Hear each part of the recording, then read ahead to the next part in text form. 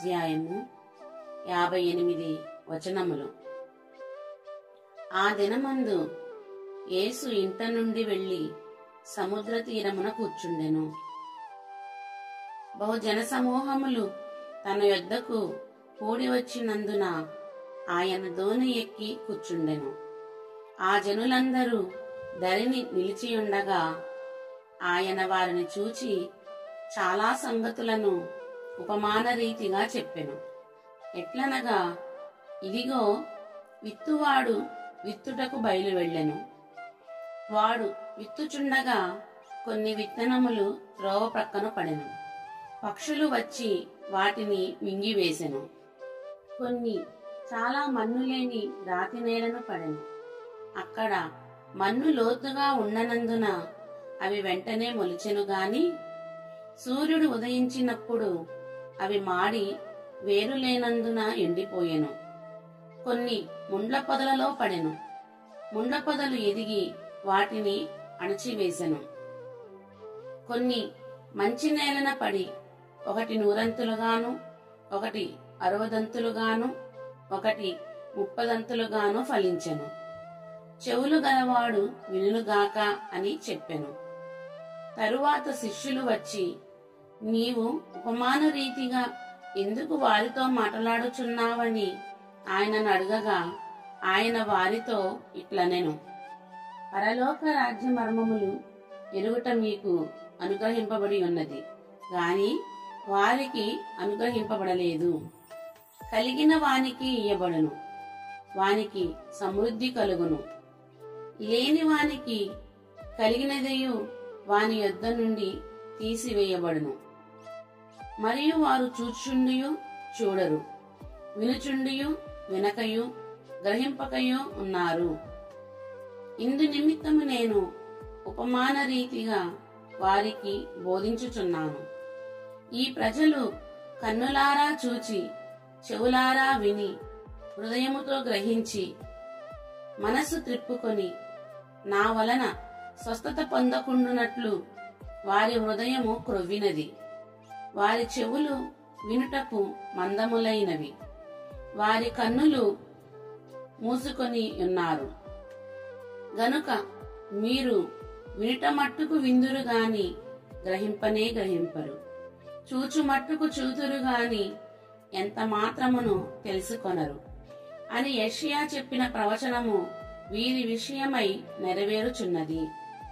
అయితే మీ కన్నులు చూచున్నవి గనుక అవి ధన్యములైనవి, మీ చెవులు వినుచున్నవి గనుక అవి ధన్యములైనవి. అనేక ప్రవక్తలను నీతిమంతులను మీరు చూచు వాటిని చూడగోరియు చూడకపోయిరి, మీరు వినువాటిని వినగోరియు వినకపోయిరని మీతో నిశ్చయముగా చెప్పుచున్నాను. విత్తువాని గూర్చిన ఉపమానము భావము వినుడి. ఎవడైనను రాజ్యమును గూర్చిన వాక్యము వినియు గ్రహింపకయుండగా దుష్టుడు వచ్చి వాని హృదయములో విత్తబడిన దానిని ఎత్తుకొని పోవును. త్రోవ పక్కన విత్తబడిన వాడు వీడే. రాతి నేలను విత్తబడిన వాడు వాక్యము విని వెంటనే సంతోషముతో దానిని అంగీకరించువాడు. అయితే అతనిలో వేరు లేనందున అతడు కొంతకాలము నిలుచును గాని వాక్యము నిమిత్తము శ్రమ అయినను హింస అయినను కలుగగానే అభ్యంతరపడును. ముండ్ల పొదలలో విత్తబడిన వాడు వాక్యము వినువాడే గాని ఐహిక విచారమును ధనమోహమును ఆ వాక్యమును అణిచివేయును. గనుక వాడు నిష్ఫలుడవును. మంచి నేలన విత్తబడిన వాడు వాక్యము విని గ్రహించువాడు. అట్టి వారు సఫలులై ఒకడు 100 ఒకడు 60 ఒకడు 30 ఫలించుననెను. ఆయన మరియొక ఉపమానము వారితో చెప్పెను. ఏమనగా, పరలోక రాజ్యము తన పొలములో మంచి విత్తనము విత్తిన ఒక మనుషుని పోలి ఉన్నది. మనుషులు నిద్రించుచుండగా అతని శత్రువు వచ్చి మధ్యలో గోధుమల మధ్యను గురుగులు విత్తిపోయెను. మొలకలు పెరిగి గింజ పట్టినప్పుడు గురుగులు కూడా అగపడెను. అప్పుడు ఇంటి యజమానుని దాసులు అతని యొద్దకు వచ్చి, అయ్యా, నీవు నీ పొలములో మంచి విత్తనము విత్తితివి గదా, అందులో గురుగులెక్కడ నుండి వచ్చినవని అడిగిరి. ఇది శత్రువు చేసిన పని అని అతడు వారితో చెప్పగా, ఆ దాసులు, మేము వెళ్లి వాటిని పెరికి కూర్చుట నీకిష్టమా అని అతనిని అడిగిరి. అందుకతడు, వద్దు, గురుగులను పెరుకుచుండగా వాటితో కూడా ఒకవేళ గోధుమలను పెళ్లగింతురు. కోతకాలము వరకు రెంటినీ కలిసి ఎదగనీయుడి. కోతకాలం మందు గురుగులను ముందుగా కూర్చి వాటిని కాల్చివేయుటకు కట్టలు కట్టి గోధుమలను నా కొట్టులో చేర్చిపెట్టుడని కోతగాంటతో చెప్పుదునెను.